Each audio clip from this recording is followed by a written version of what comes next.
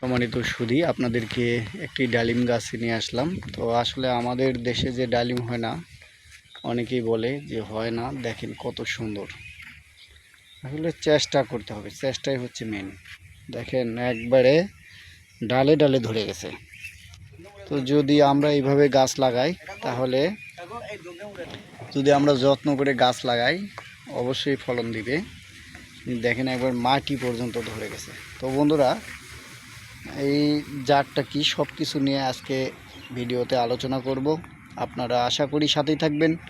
তো আমরা এখনই চলে যাব এই গাছ যিনি লাগিয়েছেন তার কাছে।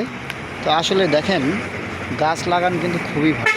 আল্লাহ রসুল বলেছেন যে যদি কেউ বৃক্ষ রোপণ করে, যদি কেউ গাছ লাগায়, তার ফল পশু পাখি এবং মানুষ যদি খায়, এটি হচ্ছে সাদগায়ে জারিয়া।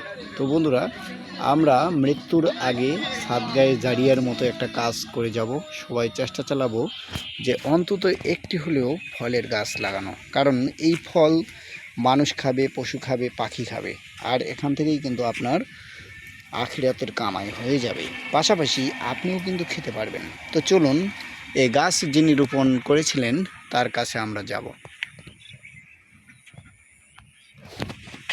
তো বন্ধুরা, চাচা খুব ব্যস্ত আছেন, কারণ ধান কাটা লাগছে, তো যার জন্য একটু কথা বলবে না। তো যাই হোক, আবারও অন্য কোনো দিন আপনাদের সাথে কথা হবে, অন্য কোনো ভিডিওতে।